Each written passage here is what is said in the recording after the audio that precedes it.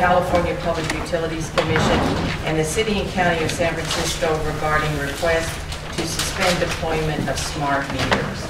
Supervisor Brown, would you like to make a comment, or would you like to? Sure, I'll try to be very brief. Okay. I know we have a long day and a long closed session. This item is brought before the board because of concerns expressed by not only my constituents, but our constituents. I'm not a scientist, but there is strong opinions on science on both sides of the EMF issue. The purpose of this letter for PUC is, in my mind, an act of fiscal prudence, but also a communication to PUC that the public has questions regarding health and safety issues.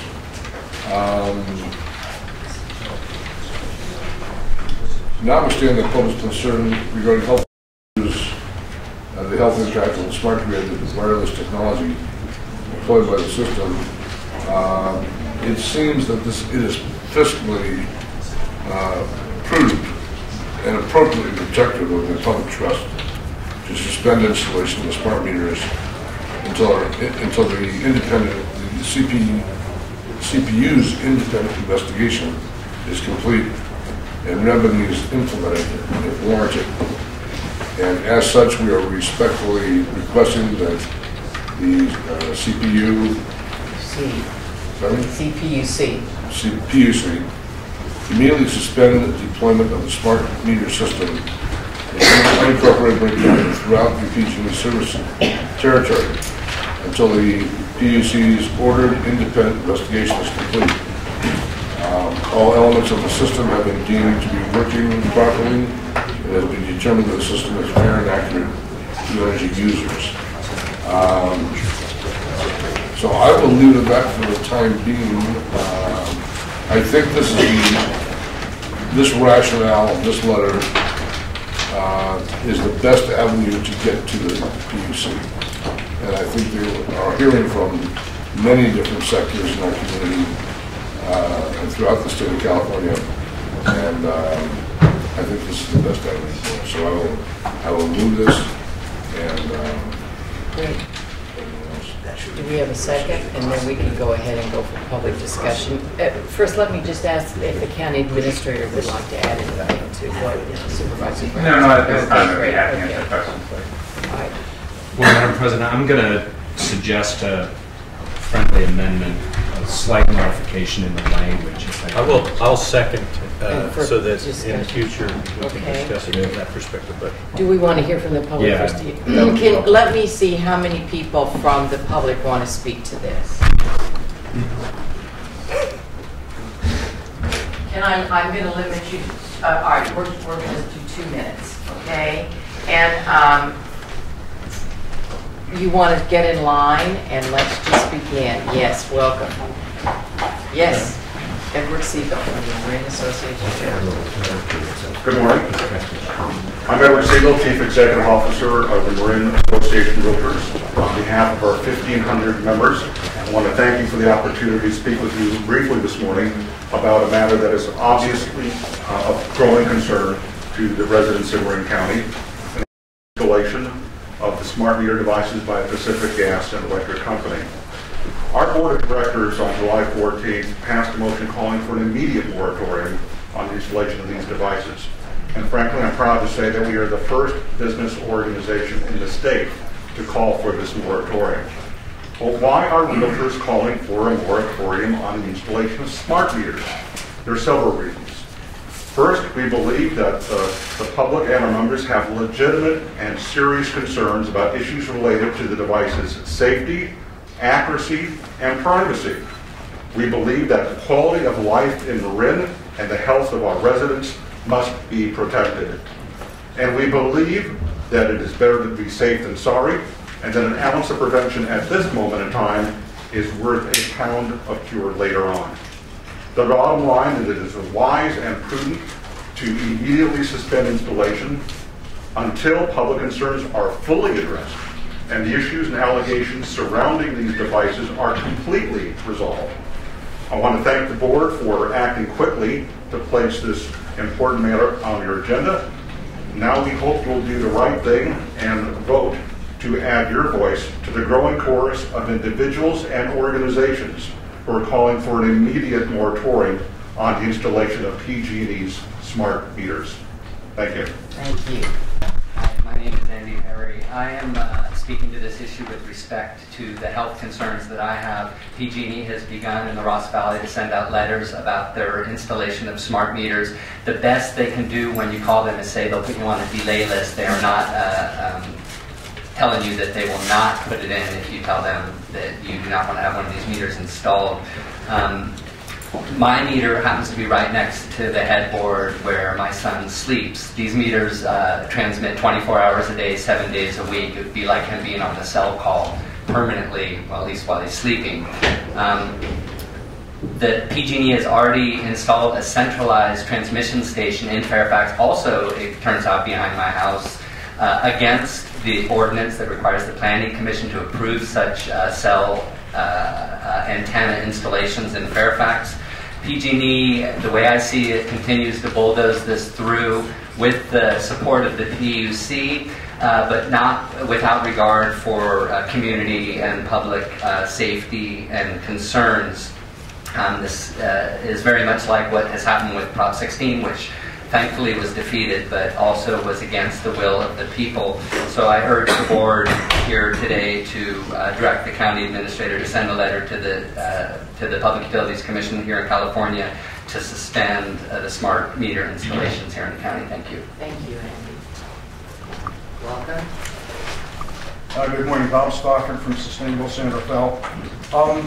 We think the letter, as it's written, and we're very precise about the language, is an appropriate request to slow down on the issue of billing mistakes, bad meters, that whole litany of stuff that's in the San Francisco report, what's wrong with the way they've been installed. However, we think it's absolutely critical that we don't throw out the baby with the bathwater. Smart meters are an absolutely essential part of the smart grid. The smart grid is one of the most important things in the fight against global warming. It's not, there are these studies that say people will reduce their consumption a little bit just on the basis of having a smart meter. That's trivial. The big issues are demand-side management, which will come about 5 years down the road, and integration of all this distributed renewable generation that we're all excited about at MEA and so forth, the small solar, small wind. That can't happen at a significant level without the smart grid. The smart grid can't happen without smart meters. Now, I have no doubts about the sincerity of the people with their concerns about health, but I have a degree in electrical engineering, and I still have nightmares about the physics courses I had to take. And I've got to tell you, those health issues have been studied since the dawn of cell phones. There is no connection related to real science in any of that. I could give you the lecture, but what I'll say is, before you do anything to add credence to the idea that there's some kind of a health issue, go out, pay a little money to hire some real experts with real scientific backgrounds in radiation biology and so forth to look at the real studies that have been done, because there's nothing there. And just being polite and saying, well, we agree to, there are different points of view, that's like the creationists saying teach the controversy, or the global warming deniers saying, well, just look at all the science. What they're saying is, take my loopy theory and put it on an equal footing with legitimate science. And that's a very slippery slope, and I would hate to see the county go down that on something as important as global warming. Thank you. Yes, next. And who else are you in line? So 2 people, okay. Welcome. Good morning. Good morning. I am Richard Cohen. I'm a resident of Belmarine Keys. I am mostly retired, but am a senior member of the IEEE, the Electrical Engineers Professional Organization, in the Power Engineering Division.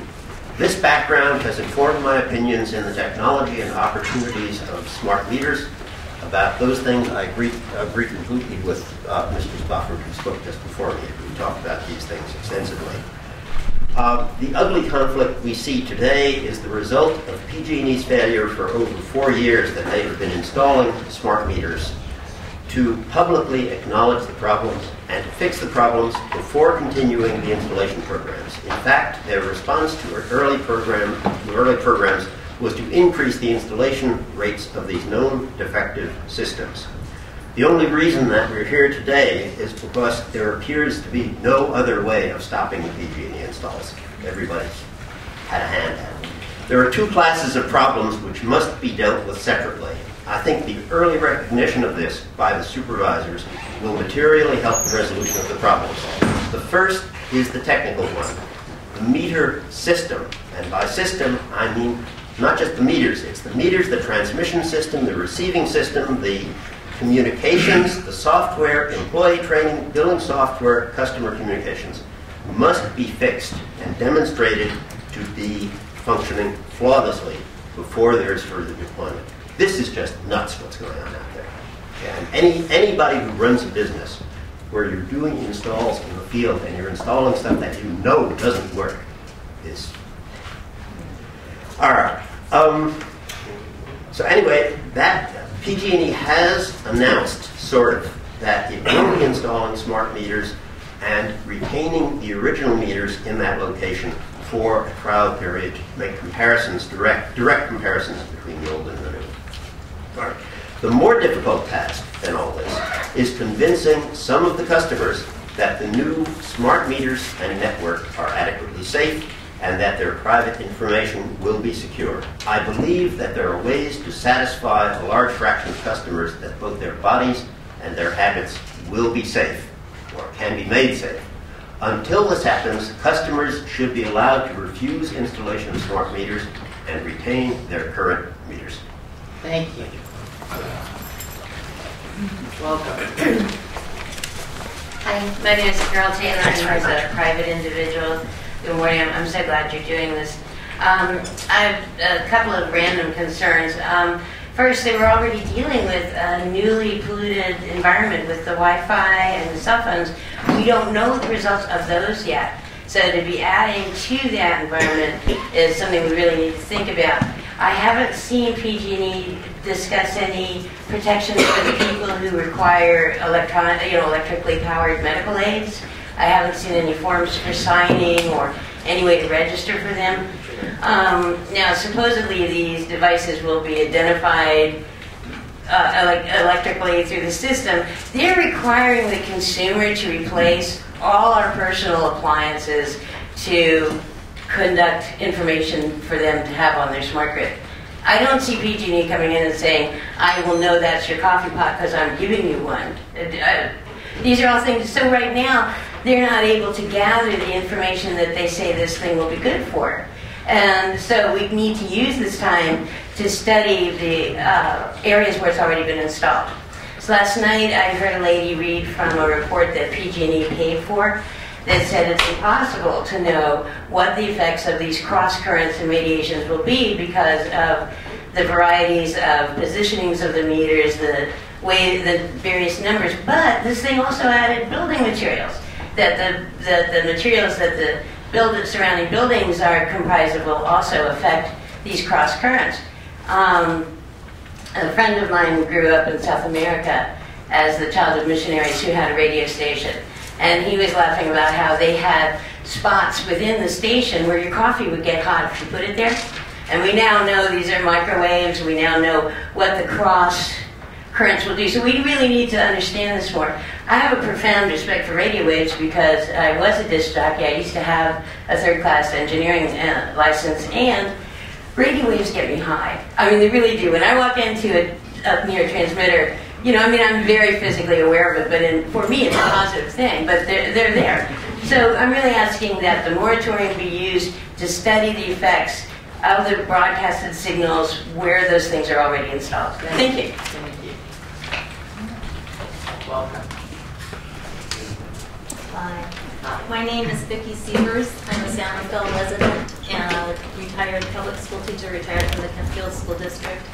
And I have a long-standing interest in health and health and welfare of the next generations. And I'd simply like to read a message that I sent to board members last week, very short.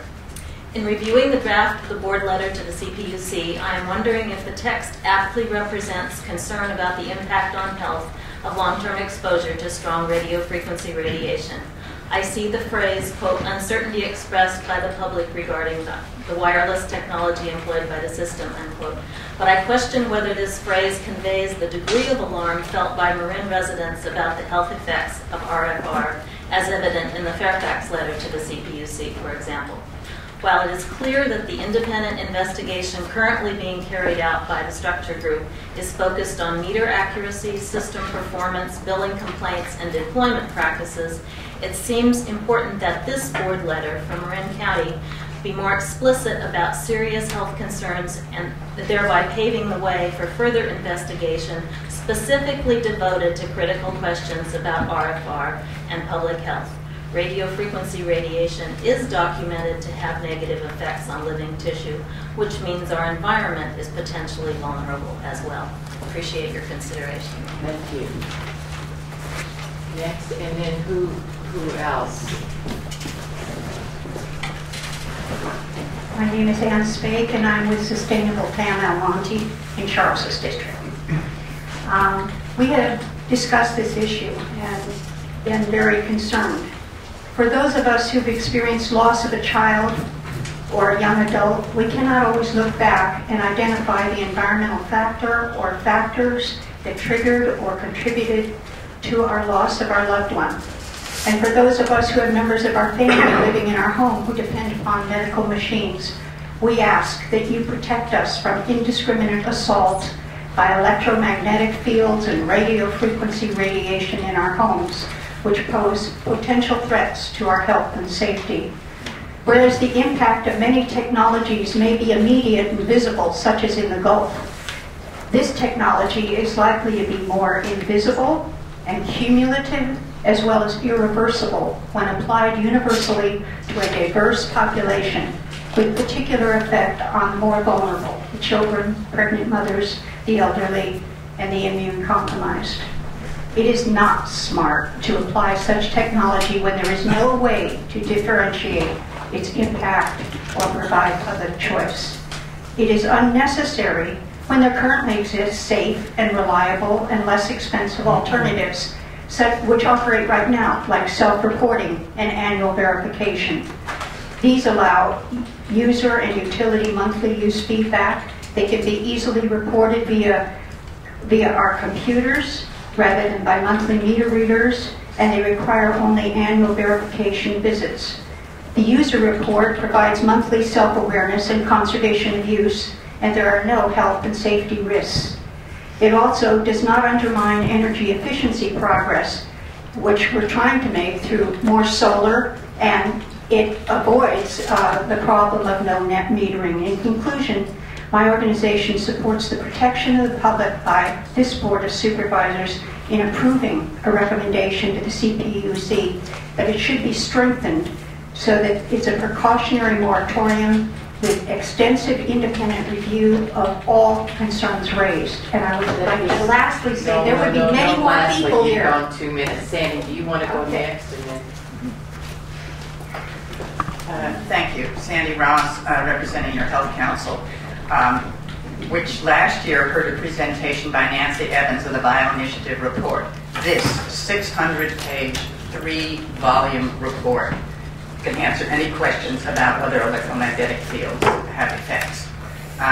The essence is, the document is that artificial electromagnetic fields can interact with fundamental biological process of our bodies because we are a bioelectrical system.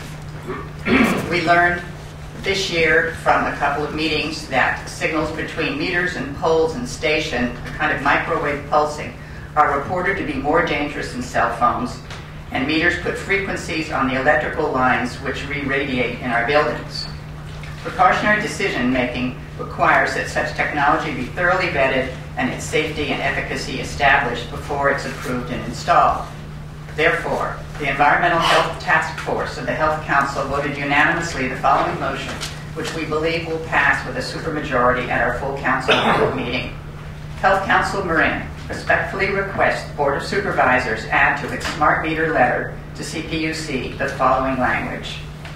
We ask that the California Public Utilities Commission adhere to Section 451 of the Public Utilities Code which requires the Commission to ensure that every public utility shall furnish and maintain such adequate, efficient, just, and reasonable services, instrumentalities, equipment, and facilities as necessary to promote the safety, health, comfort, and convenience of its patrons. That's right out of the Public Utilities Code, and you could adopt that. San Francisco had it in its letter.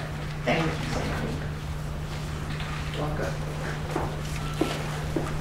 Hello, Madam Chair and members. Josh Townsend, PG&E.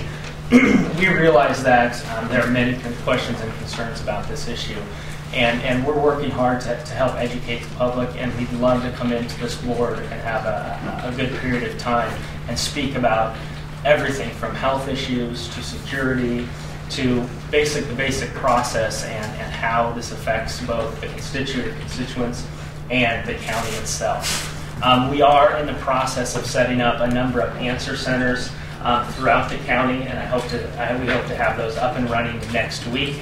We're also doing more robust presentations at city council meetings. We will be in San Anselmo next week at their council meeting presenting on this issue for a longer period of time where we can address some of the issues that we've heard here today. We'll also be in Belvedere, I believe the second week of August, presenting there as well. We're also in the process of, I've provided Mr. Heimel with names and numbers of local smart meter representatives that can answer any public questions that may be available, the public may have, and please feel free to post that, distribute that as you wish. We right now there's currently 76 million smart meter devices worldwide, and we've deployed about 6.2 million in our service territory to this point, which is about two-thirds of our service territory. We've always been dedicated to providing our customers with the best service possible and looking forward for new innovative ways to connect with our customers, and we really feel that smart meter is that next wave. It really gives individuals, our customers, an opportunity to really monitor what they are consuming as far as energy, and be able to help reduce that by looking at it through the technology that the smart meter will provide. Having a smart meter plugs you into the grid, and the grid is modernizing electrical systems to be stronger, smarter, and more efficient, and promoting more renewable power. And that's what we're hoping that the smart meter will help promote. It also allows for a faster response time to outages and service information. And it also gives customers the ability to enroll in new programs that will help them save energy and save money. Smart meters is a device where you can get your energy use daily and hourly online, and we're excited about that. So, wrapping up, these are just a few, the exciting breakthroughs that we feel that the technology brings. Like I said, we'd love to come in and discuss this. We encourage the public, we encourage you to visit these answer centers, as well as a presentation from us to this board so that we can educate you and kind of talk to some of the concerns that the customers in this room have. Thank you. Thank you. Okay. Thank you for this opportunity. I'm Joan Ripple. I have had a 44-year-long career in health systems planning and program design, healthcare evaluation, and as staff to the former California Senate Judiciary Subcommittee on the Rights of the Disabled. You've heard so much today, and this is an experiment that has many unintended consequences. These consequences will be far greater than the tobacco debacle. Who will compensate for persons who have already developed electrical sensitivity, who will no longer be able to live here? I know of two persons who have the good fortune of having financial wherewithal to be able to shield their homes from current ambient electromagnetic field and radio frequency radiation just from the cell towers, Wi-Fi, etc. These financially fortunate people have spent nearly $200,000 to do this. These meters will put Wi-Fi into their homes 24/7. Measurements have been taken and all known methods to mitigate this intrusion have failed. Who will be responsible for compensating and finding safe housing for those who cannot live in their current homes? Where will they go? There are safer methods than these Wi-Fi meters. There are other methods out there. Why has PG&E chosen this? Utility companies in other states have conducted educational campaigns to let users know the high peak usage times when they would be charged more. There are people who do their laundry at 10 and 11 o'clock at night to save money and power. And we know this for a fact. Further, how is the healthcare system, particularly the county healthcare system, going to absorb the increased costs and health issues that are developing? And I know that there are naysayers who say these don't exist, that there's not proof. Sandy Ross addressed the bio-initiative. However, there is more. There are 6,000 more studies. In 1971 and 72, Dr. Zurich R. Glasser published a bibliography that provided more than 2,300 references on the bioeffects of radio frequency and microwave radiation. At that time, he worked for the U.S. Navy. Your time is up. You want to finish the sentence? Okay, thank you. Sure, thank you. Welcome. Hi, I'm Gene Spake. Thanks for Brown and the board. Make it stronger. God help us, some experts and engineers, okay? God help us from them. We have seen new gimmicks come up, and we've suffered from them. You know, cigarettes are good for you. Look, 9 out of 10 doctors say smoke camels. I'm sick of this stuff, relying upon experts for this kind of new technology. We look at the Gulf. That was all safe. Redundant systems and nuclear power plants. Come on. This is serious business. And they're spending $2 billion for this stuff. $2 billion. That's not small change. I turn on the radio and I see PG&E trying to wrap it out that they're doing this for you. How wonderful it'll be for you. I don't see myself running up and down my steps looking at a meter. I'm not going to do that. It's ridiculous. We already conserve in every way. So I think my wife and I send in reports every month. We have computers, and she mentioned this when she was up here. There's no reason to do this. We have the technology on the books right before us right now, between computers and mail, just to send in. If they don't want to spend money to send somebody out to my house to look at the meter, fine, we'll send it to them. And I think we have to take a stronger stance, stronger than what you've done, and make it clear that this is an outrage. It's a form of dictatorship. There's absolutely no way out of this. We're all subject to it like peasants. They're just going to tell us this is going to happen. No, don't do it. Make it stronger. Hit the health points, and put their feet to the fire. Thank you. Thank you. Yes. And then you're the last speaker, the lady sitting in the back. Welcome. Thank you. My name is Alexander Vinnick from the Kentucky Institute in Fairfax. So much to say. A lot more people would be here, except unfortunately there's a big demonstration about smart meter health specs going on right at noon today in San Francisco at the CPUC. I'm concerned that I appreciate the letter that that's on the agenda to send to the CPUC. I agree that I think it turns out to be something that will not have much clout at all. What your letter calls for is a moratorium only until the report is out by the Texas group that's investigating them. Unfortunately, they documented that this organization over the last 10 years has done a great deal of consulting work for PG&E, a long-time financial relationship, including consulting on smart meters.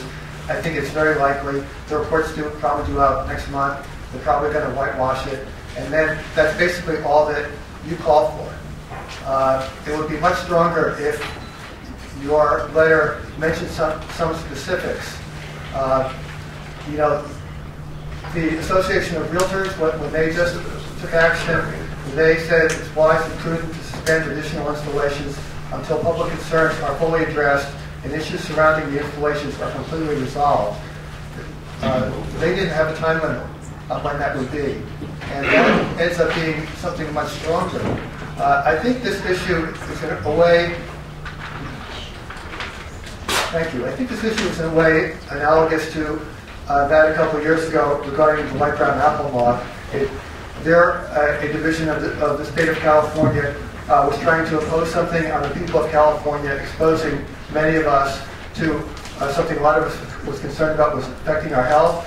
People were already showing up with health complaints in that case, as many have already in this case with electro-sensitivity, more than I have time to go into. It took a political campaign that involved this board and many others and city councils and so on speaking out strongly. And eventually something happened. If you don't include specific things like health effects, like safety, like the fires, emerging spontaneously, the danger of firestorm, and so on. Time is up. Thank you. Okay. It's very important. I hope that you'll add that. The lady in the back, you're the last speaker in the red shirt. Welcome. Can you just pull the microphone down? I'm Mary Beth Brannigan, and thank you so much for doing this. I really appreciate your bringing this forward because it's such an important issue. I agree with most of the speakers who've already itemized all of the concerns so eloquently, and I'm so glad Sandy brought the 675-page bioinitiative report because I really do want folks who think it's junk science to take a look at that, and also at that pre-existing body of work that's 6,000 other studies, many of them by the U.S. military, showing adverse health effects. I just wanted to bring up two quick things because we're on our way to the demo, and that is Maryland's regulators has denied the utilities in their jurisdiction permission for the smart meters because they could see that they would not save money, and that it's not I always thought that it was necessary for the smart meter, but apparently, the smart grid, but apparently the smart meters are only to save money, supposedly, and save energy. There's another white paper done by the utility advisors to New Jersey's utilities proving that it doesn't. They ran the numbers, it won't save money or energy. So I also wanted to mention that Germany and Italy have already installed smart meters, but they didn't use wireless, which is what our problem is with these.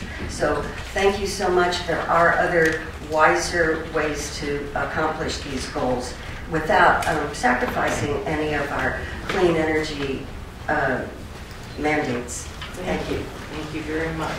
All right, I'm going to close the public comments, and I'm going to bring this back to the board. Any comments?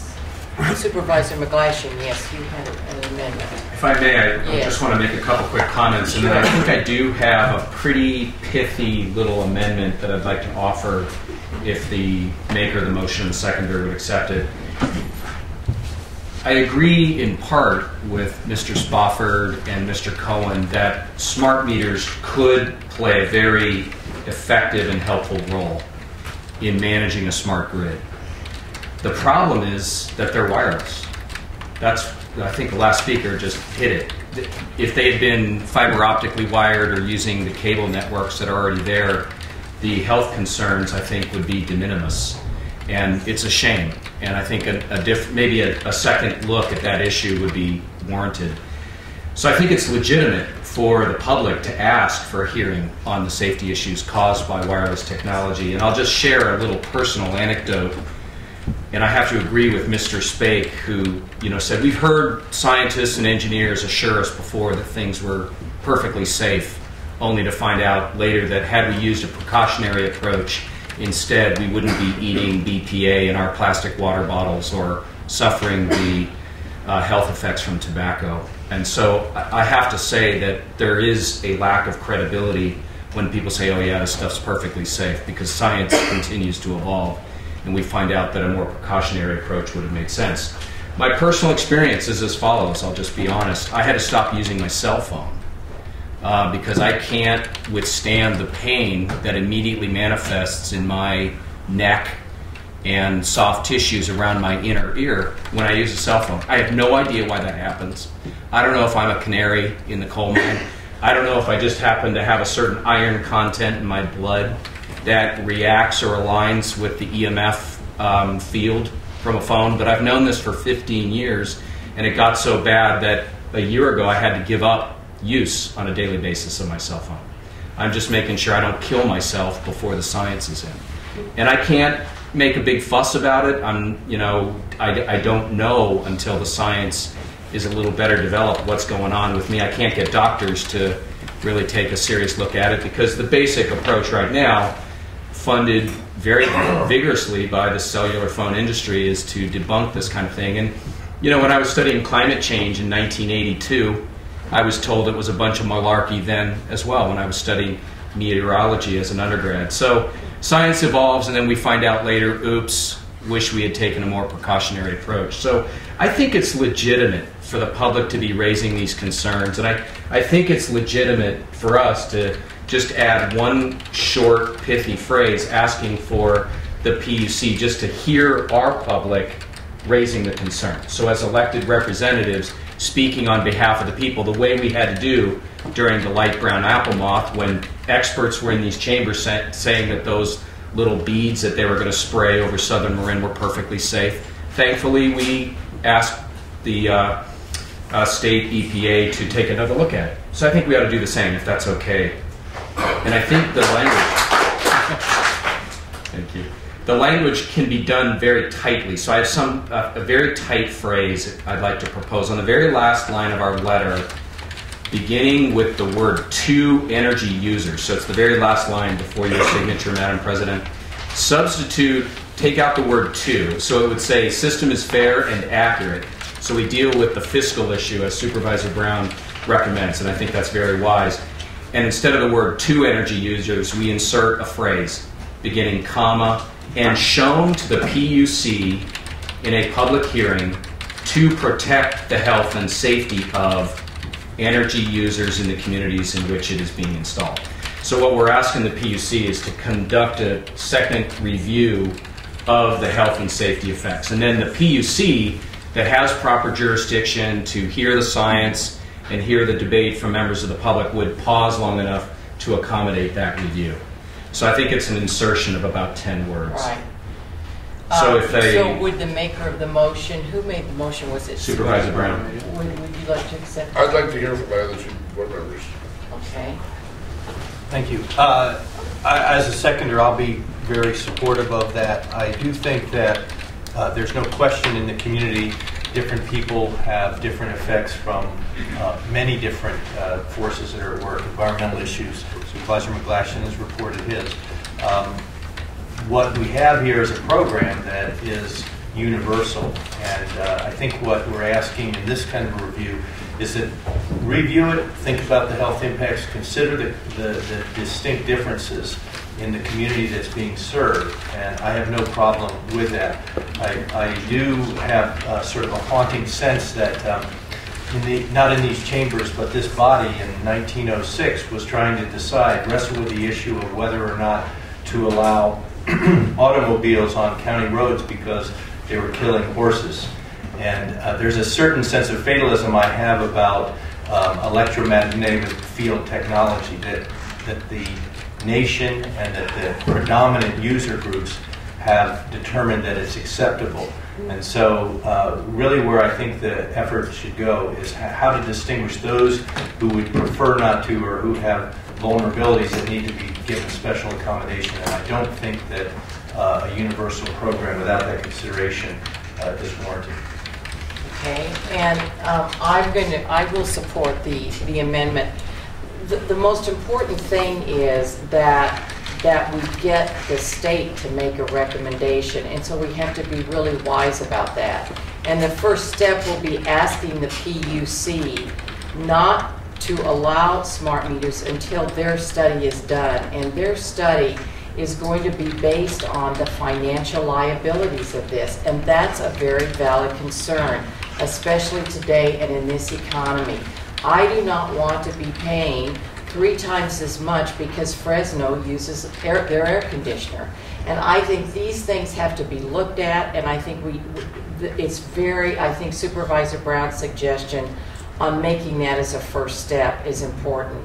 I also think that what our board needs to do, and every board of supervisors throughout the state, is to convince the state of California to do what Maryland did, and that is to say, we don't want them in this form. So I will support the amendment, and then I will just say to my board that if you're interested in having a meeting with PG&E, just let me know, and I'll be happy to, we'll try to agendize that. And so I'm going to turn this back over to Supervisor Brown. Well, what a foul ball I would be if I didn't accept the amendment now. Very clever. A couple of thoughts. In my opening statements, I suggested that at this time it seems not only fiscally prudent, but appropriately protective of the public trust to suspend installation of a smart meter system until the PUC's independent investigation is complete and remedies implemented if warranted. Having followed the PUC a little bit and having a very close relative serve as a member of the PUC for many years, I think I understand the rationale that would be most appreciated by them, and that is why the fiscal angle is in there. To go, and there are appropriate and feelings and opinions on both sides with merit, as Supervisor Kinsey mentioned. I will accept, of course, the amendment. I think it's a good one. Unfortunately, unlike Supervisor McGlashan, I don't have a cell phone, and I don't intend on getting one. They mail, fax, email, voicemail, telephones, kind of enough, you know. People knocking on my front door morning, noon, and night, but that's beside the point. I will accept it. What I want to do is ask our board to get the attention of the PUC on a very business-like approach. I don't think it's inappropriate to add this, but I really want to highlight that other end of it. But I think that will be an appropriate amendment to add on the report also. All those in favor? Aye. All right, thank you all. very much.